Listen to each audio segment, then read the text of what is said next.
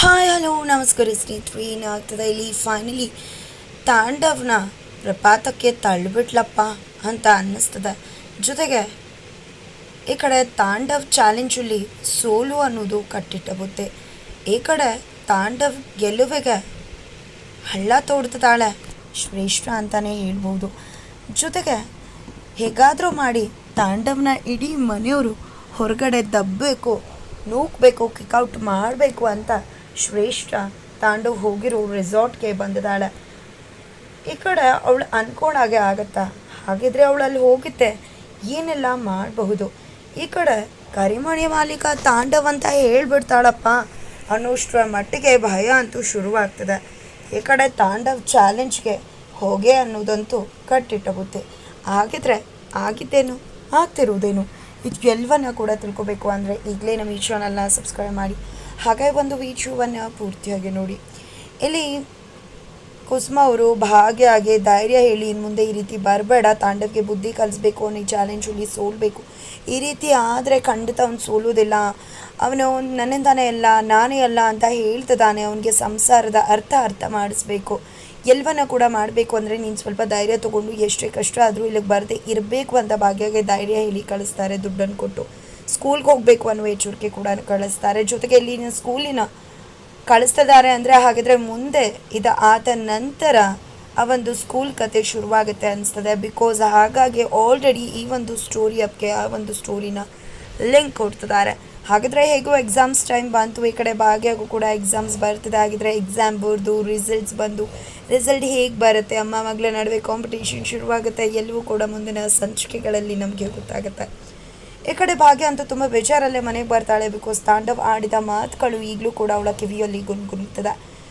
ಯಾಕೆ ಇಲ್ಲಿಗೆ ಬಂದಿದ್ಯಾ, ನೆಪ ಹಿಡ್ಕೊಂಡು ಬಂದಿದ್ಯಾ, ಸುಮ್ಮನೆ ಹೋಗ್ತಾ ಇರು, ನನ್ನ ಮಕ್ಕಳನ್ನ ಹೇಗೆ ನೋಡ್ಕೋಬೇಕು ಅಂತ ತುಂಬ ಚೆನ್ನಾಗಿ ಗೊತ್ತಿದೆ, ಮಕ್ಕಳು ತಲೆನೆಲ್ಲ ಕೆಡಿಸ್ತಾ ಇದೆಯಾ ನೀನು, ಏನೇ ಇದ್ರೂ ಕೂಡ ಇನ್ನು ಒಂದು ವಾರದ ನಂತರನೇ ನನ್ನನ್ನೇನ ಭೇಟಿ, ಆ ನಂತರ ಎಲ್ಲ ಕೂಡ ಮುಗ್ದು ಹೋಗುತ್ತೆ ಅಂತ ಹೇಳಿದ ಮಾತುಗಳು. ನಂತರ ಈ ಕಡೆ ಸುನಂದವರು ತನ್ನ ಮಗಳು ಏನೂ ಕೂಡ ಊಟ ತಂದಿಲ್ಲ ಅಂತ ಅಂದ್ಕೊಂಡು ಬಂದು ಕಾಫಿ ಕೊಡೋಕೆ ಟ್ರೈ ಮಾಡ್ತಿದ್ದಾರೆ. ಈ ಕಡೆ ಎಲ್ಲರೂ ಕೂಡ ಟ್ರಿಪ್ಗೆ ಹೋಗೋಕೆ ಪಿಕ್ನಿಕ್ ಹೋಗೋಕೆ ರೆಡಿ ಆಗಿದ್ರೆ, ಈ ಕಡೆ ಕುಸುಮ ಅವ್ರು ಮಾತ್ರ ಪಿಕ್ನಿಕ್ ಎಲ್ಲಿ, ಮೊದಲು ಮನೆ ಕೆಲಸ ಮುಗಿಬೇಕು ಆ ನಂತರ ಪಿಕ್ನಿಕ್ ಅಂತ ಹೇಳ್ತಾನೆ. ಏನಮ್ಮ ಕೆಲಸ ಇದೆ, ಎಲ್ಲ ಮನೆ ಕ್ಲೀನಾಗೇ ಇದೆಯಲ್ಲ ಅಂದಾಗ ಕ್ಲೀನಾಗಿದೆಯಾ ಅಂತ ಕರ್ಕೊಂಡು ಹೋಗಿ ಅಡುಗೆ ಮನೆಗೆ ತೋರಿಸ್ತಾರೆ. ಎಷ್ಟು ಮಟ್ಟಿಗೆ ಕ್ಲೀನಾಗಿದೆ ನೋಡು ತಾಂಡವ್ ಅಂತ. ಅಮ್ಮ ಇದನ್ನೆಲ್ಲ ಕೂಡ ಬಂದು ಮಾಡ್ಕೋಬಹುದಲ್ವ ಅಂದಾಗ ಏನು ಈ ಕುಸುಮ ಒಂದಿನ ಕೂಡ ಮನೆ ಕ್ಲೀನಾಗಿಲ್ಲದೆ ಹೊರಗಡೆ ಹೋದೋಳಲ್ಲ. ಈ ಮನೆಗೆ ಅಡುಗೆ ಮನೆ ಈ ರೀತಿ ಇತ್ತ ನೋಡು, 18,000 ಸಂಬಳ ಕೊಡ್ತಿದ್ಯಾ, ಯಾವ ರೀತಿ ಅವಾಂತರ ಮಾಡಿದ್ದಾರೆ, ಇದಕ್ಕೆ 18,000 ಸಂಬಳ ಕೊಡಬೇಕಾ? ಒಂದು ಮಾತು ತಿಳ್ಕೊ, ಬಂದಮೇಲೆ ಕೆಲಸ ಮಾಡೋದಲ್ಲ, ಈಗಲೇ ಕೆಲಸ ಮಾಡಬೇಕು. ಪಾತ್ರೆ ಎಲ್ಲ ಜಿಡ್ಡಾದರೆ ರಾತ್ರಿ ಉಜ್ಜಿದ್ರೂ ಕೂಡ ಹೋಗೋದಿಲ್ಲ, ಮೊದಲು ಕೆಲಸ ಆಮೇಲೆ ಪಿಕ್ನಿಕ್ ಅಂತಾರೆ.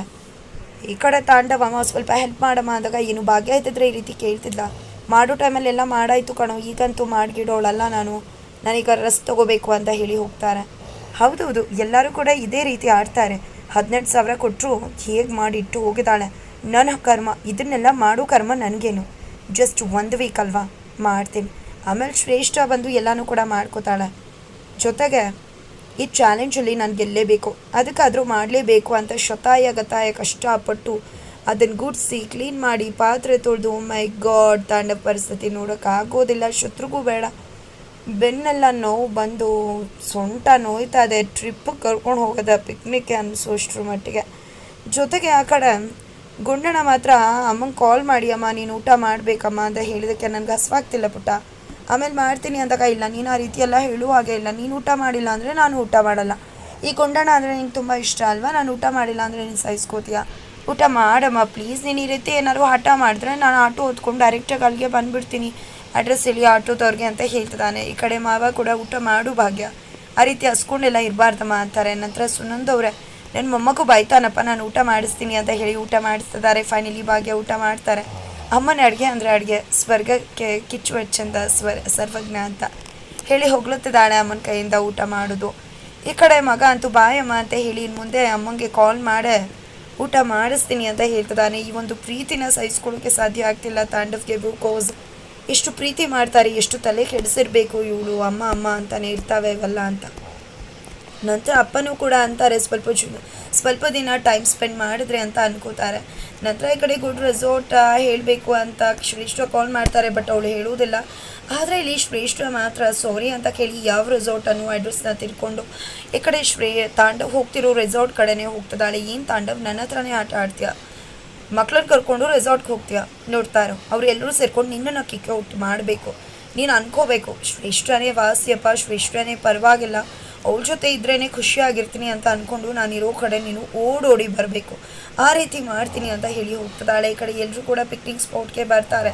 ಈ ಕಡೆ ತಾಂಡವಂತೂ ಮಕ್ಕಳನ್ನೆಲ್ಲ ನೋಡಿ, ಮಕ್ಕಳ ಸೂಪರ್ವಾಗಿದೆ, ನಿಮ್ಗೆ ಏನೇನು ಗೇಮ್ಸ್ ಬೇಕು ಎಲ್ಲ ಇರುತ್ತೆ, ಅನ್ಲಿಮಿಟೆಡ್ ಫುಡ್ಸ್ ಇದೆ, ಎಲ್ಲನೂ ಕೂಡ ತಿನ್ಬೋದು ಅಂತಂದರೆ ಹೌದೌದು ಎಲ್ಲನೂ ಕೂಡ ತಿನ್ಬೋದು, ಆ ಪಾಸ್ತೆ ಈ ಪಾಸ್ತೆ ಎಲ್ಲ ತಿನ್ಬಿಡ್ಲಿ, ರಾತ್ರಿ ನೀನು ಬಂದು ನೋಡ್ಕೋತೀಯ ಅಲ್ವಾ, ನಿನ್ಗೊಂದು ಬಿಸಿನೀರೇ ಕಾಯಿಸ್ಕೊಡೋಕ್ಕಾಗಲ್ಲ ನೋಡಿ ಮಕ್ಕಳ, ಲಿಮಿಟೆಡಾಗಿ ತಿನ್ನಬೇಕು, ನಾಳೆ ಸ್ಕೂಲ್ಗೆ ಹೋಗಬೇಕು, ಹಾಳು ಮಾಡ್ಕೋಬಾರ್ದು ಆರೋಗ್ಯನ, ಭಾಗ್ಯ ಕೂಡ ಇಲ್ಲ, ಇಲ್ಲಿ ಹುಷಾರಾಗಿರಬೇಕು, ಎದ್ನೋ ಬೆದ್ನೋ ಏನೇನೋ ಆಡಬಾರ್ದು ಅಂತ ಹೇಳ್ತಿದ್ದಾರೆ. ನಂತರ ಈ ಕಡೆ ನಿನ್ನ ಫೇವ್ರೆಟ್ ಆರ್ಚರಿ ಇದೆ ತನ್ಮಯ್ ಅಂತ ಹೇಳಿದ್ದಕ್ಕೆ, ಅಮ್ಮ ಇದ್ದಾಗ ಒಮ್ಮೆ ಕೂಡ ಕರ್ಕೊಂಡು ಬರಲಿಲ್ಲಪ್ಪ ನೀವು, ಅಮ್ಮನೂ ಕೂಡ ಇದ್ದಿದ್ರೆ ಚೆನ್ನಾಗಿರ್ತಿತ್ತು ಅಂದಾಗ ನೆಕ್ಸ್ಟ್ ಟೈಮ್ ಕರ್ಕೊಂಡು ಬರೋಣ ಅಂತ ತಾಂಡವ್ ಹೇಳ್ತಾರೆ. ನಂತರ ತನ್ವಿಗೆ ನಿನ್ನ ಫೇವ್ರೆಟ್ ರೋಪ್ ವಾಕಿಂಗ್ ಇದೆ ಅಂತ ಹೇಳ್ತಾರೆ, ಖುಷಿ ಇದೆ ಅವಳಿಗಂತೂ. ಈ ಕಡೆ ಎಲ್ಲರೂ ಕೂಡ ಖುಷಿಯಿಂದ ಮಾತಾಡ್ತಿರ್ತಾರೆ ಸ್ವಿಮ್ಮಿಂಗ್ ಬಗ್ಗೆ, ಅದು ಇದು ಬಗ್ಗೆ. ಅಷ್ಟರಲ್ಲಿ ಶ್ರೇಷ್ಠ ಎಂಟ್ರಿ ಕೊಡ್ತಾಳೆ. ಶ್ರೇಷ್ಠ ಎಂಟ್ರಿ ಕೊಡ್ತಿದ್ದಾಗ ಈ ಕಡೆ ತಾಂಡವ್ ಶಾಕ್ ಆಗ್ತಿದ್ದಾನೆ. ಏನಪ್ಪ ಇದು, ನನ್ನ ಮಕ್ಳನ್ನ ಕರ್ಕೊಂಡು ನಾನು ಬಂದರೆ ಇವಳು ಯಾಕೆ ಇಲ್ಲಿ ಒಪ್ಪಿಸ್ಕೊಂಡು, ಏನಿದು ನನ್ನನ್ನು ಹೆಣಕ್ಕೆ ಊತಾಕ್ಬಿಡ್ಬೇಕು ಅಂತ ಡಿಸೈಡ್ ಮಾಡಿದ್ದಾಳೆ ಅಂತ ಅನಿಸುತ್ತೆ. ಅಮ್ಮಂಗೆ ಗೊತ್ತಾದರೆ ಸುಮ್ಮನೆ ಬಿಡ್ತಾರ ನನ್ನ ಅಂತ ಅನ್ಕೋತಾರೆ. ನೀನೇನಿಲ್ಲಿ ಅಂತ ಕೇಳಿದಕ್ಕೆ ಅದು ಆಫೀಸಲ್ಲಿ ಸ್ವಲ್ಪ ಕೆಲಸ ಆಯಿತು, ಅದಕ್ಕೋಸ್ಕರ ಇಲ್ಲಿಗೆ ಬಂದಿದ್ದೀನಿ ಅಂದಾಗ, ಹೌದೌದು ನಾವು ಎಲ್ಲಿ ಹೋಗ್ತೀರಾ ಅಲ್ಲಿಗೆ ಬಂದುಬಿಡ್ತೀರಾ ಅಲ್ವಾ ನೀವು ಆಂಟಿ, ನೋಡಿ ಅಜ್ಜಿ ಇದನ್ನೇ ಹೇಳಿದ್ದು, ನಾವು ಎಲ್ಲಿ ಹೋಗ್ತೀವಿ ಅಲ್ಲಿಗೆ ಬರ್ತಾರೆ ಅಂದಕ್ಕೆ ಏನು ಮಾತಾಡ್ತಿದ್ಯಾ ತನ್ವಿ ನೀನು, ನನಗೆ ಜಾಬ್ ವರ್ಕ್ ಇತ್ತು ಅದಕ್ಕೋಸ್ಕರ ಇಲ್ಲಿಗೆ ಬಂದಿದ್ದೀನಿ, ನನ್ನ ಕ್ಲೈಂಟ್ಸ್ ಮೀಟಿಂಗ್ ಇತ್ತು, ಏನಿದು ತಾಂಡವ್ ಈ ರೀತಿ ಅಂತ ಹೇಳ್ತಿದ್ದಾನೆ. ನೋಡಿ ತಾಂಡವ್ ಸರ್, ಈ ರೀತಿ ಮಕ್ಕಳನ್ನೆಲ್ಲ ಕರ್ಕೊಂಡು ಬರ್ತೀನಿ ಅಂದಿದ್ರೆ ಬೇರೆ ರೆಸಾರ್ಟೇ ಇನ್ನು ಬೆಸ್ಟ್ ರೆಸಾರ್ಟ್ ಇರ್ತಿತ್ತು ಹೇಳ್ತಿದ್ದೆ ಅಂತ ಹೇಳಿದಾಗ ನೋಡಿದ್ರೆ ಅಜ್ಜಿ ಈಗಲೂ ಕೂಡ ಪಾಪ ಇವ್ರನ್ನೇ ಕೇಳಿದ್ದಾರೆ, ಯಾವಾಗಲೂ ಯಾವ ವಿಷಯಕ್ಕೆ ಬಂದರೂ ಕೂಡ ಪಾಪ ಈ ಆಂಟಿನೇ ಕೇಳೋದು. ಅವತ್ತು ಕೂಡ ಇವ್ರು ಮಾತು ಕಟ್ಕೊಂಡು ನನ್ನ ಸುಳ್ಳಿ ಅಂತ ಹೇಳಿದ್ರು, ಈ ವಾಂಟೆ ಕಂಡ್ರೆ ನನಗೆ ಆಗೋದಿಲ್ಲ, ಐ ಹೇಟ್ ಆಂಟಿ ಅಂತ ಹೇಳ್ತಿದ್ದಾಳೆ ತನ್ವಿ. ಈ ಕಡೆ ಭಾಗ್ಯ ಸ್ಕೂಲ್ಗೆ ಹೋಗಿದ್ದಾಳೆ, ಬಿಕಾಸ್ ಅತ್ತೆ ಹೇಳಿದ್ದಾರೆ, ಅಪ್ಪನೂ ಕೂಡ ಹೇಳಿದ್ದಾರೆ. ಈ ಕಡೆ ಏನು ಎಷ್ಟೊತ್ತಿಗೆ ಬರ್ತಿದ್ಯಾ ಭಾಗ್ಯ, ಇನ್ನೂ ಸ್ವಲ್ಪ ಮುಗಿದ್ಮೇಲೆ ಬರಬೇಕಾಗಿತ್ತು, ಬರದೇ ಇದ್ದಿದ್ರೆ ಒಳ್ಳೇದಾಗ್ತಿತ್ತು, ಆಲ್ರೆಡಿ 3 periods ಮುಗ್ದೋಗಿದೆ ಅಂತಾರೆ. ಅದು ಮೇಡಮ್ ಅದು ಸ್ವಲ್ಪ ಮನೆಯಲ್ಲಿ ಅಂದಾಗ ನನಗೆ ಅರ್ಥ ಆಗುತ್ತೆ ಬಿಡು, ನೀನೇನು ಯೋಚನೆ ಮಾಡಬೇಡ ಪಾಪ, ಗಂಡ ಮಕ್ಕಳು ಅದನ್ನೆಲ್ಲ ಸಂಭಾಳಿಸಿ ಬರಬೇಕಲ್ವ, ಸರಿ ಆಯಿತು ಬಾ ಅಂತ ಹೇಳಿ ಕ್ಯಾಬಿನ್ಗೆ ಕರ್ಕೊಂಡು ಹೋಗ್ತಿದ್ದಾರೆ. ಕ್ಯಾಬಿನಲ್ಲಿ ಭಾಗ್ಯಗೆ ಬೆಗ್ ಶೋ ಕೊಡೋಕ್ಕೆ ಎಲ್ಲ ರೀತಿ ತಯಾರಿ ಮಾಡ್ಕೊಂಡಿದ್ದಾರೆ. ಹಾಗಿದ್ರೆ ಏನಪ್ಪ ಇದು, ಮಾರ್ಕ್ಸಲ್ಲಿ ಫಸ್ಟ್ ರ್ಯಾಂಕಲ್ಲೂ ಕೂಡ ಕಂಡೀಷನ್ ಹಾಕ್ಬಿಡ್ತಾರಾ ಕನಿಕಾ ಅಂತಾನೆ ಅನ್ನಿಸ್ತದೆ. ನಂತರ ಈ ಕಡೆ ಹೌದು ಮಿಸ್ಟರ್ ಪರ್ಫೆಕ್ಟು ಅದೇನು ಶ್ರೇಷ್ಠ ಏನೋ ಇದೆಯಲ್ಲ, ನೀನು ಇದೆಯಲ್ಲ ಏನು ಯಾರ ಜೊತೆ ಬಂದಿದ್ದೀನಿ ಅಂದರೆ ಆಫೀಸ್ ಅವ್ರ ಜೊತೆ ಬಂದಿದ್ದೀನಿ ಅಂದ್ಯಾ, ಹಾಗಿದ್ರೆ ಎಲ್ಲಿ ನೀನು ಆಫೀಸ್ ಅವರು ತೋರಿಸು ನೋಡೋಣ ನಾವು ನೋಡ್ತೀವಿ ಅಂತ ಕೇಳ್ತಿದ್ದಾಗೆ ಈ ಕಡೆ ಶ್ರೇಷ್ಠ ತಾಂಡವ್ ಶ್ರೇಷ್ಠ ಮುಖನ ನೋಡಿಕೊಂಡು ಶಾಕ್ ಆಗ್ತಿದ್ದಾರೆ. ಹಾಗಾದರೆ ಇಲ್ಲಿ ಶ್ರೇಷ್ಠ ಹೇಗೆ ಎಸ್ಕೇಪ್ ಆಗ್ಬೋದು, ಏನೂ ಕೂಡ ಅವ್ರು ಬಂದಿಲ್ಲ ಅಂತ ಹೇಳಿ ಎಸ್ಕೇಪ್ ಆಗ್ತಾಳೆ, ಜೊತೆಗೆ ಹೇಗೆ ಇವರೆಲ್ಲರೂ ಕೂಡ ಸೇರಿಕೊಂಡು ತಾಂಡವ್ನ ಕಿಕ್ಔಟ್ ಮಾಡುವ ಹಾಗೆ ಮಾಡ್ತಾಳೆ. ಮಾಲೀಕ ಅಂತ ಹೇಳೋದ ಹೊರತಾಗಿ ತುಂಬಾ ಹತ್ರ ಎದುರುಗಡೆ ಇರೋರಿಗೆ ಅರ್ಥ ಆಗಬೇಕು ಆ ರೀತಿನೇ ಮಾಡ್ತಾಳೆ ಶ್ರೇಷ್ಠ. ಫೈನಲಿ ಚಾಲೆಂಜ್ಗೂ ಕೂಡ ಹೋಗೇ ಆಗ್ತಾಳೆ. ಹಾಗಿದ್ರೆ ಏನಾಗ್ಬೋದು, ಏನಾಗುತ್ತೆ, ಆ ಕಡೆ ಭಾಗ್ಯ ಪರಿಸ್ಥಿತಿ ಏನು, ಕನ್ನಿಕಾ ಮಾತಾಡ್ತಿರುವುದೇನು, ಇದಕ್ಕೆಲ್ಲವನ್ನೂ ಕೂಡ ತಿಳ್ಕೊಬೇಕು ಅಂದರೆ ಮುಂದಿನ ವಿಡಿಯೋಗೋಸ್ಕರ ವೇಟ್ ಮಾಡೋದು ನಮ್ಮ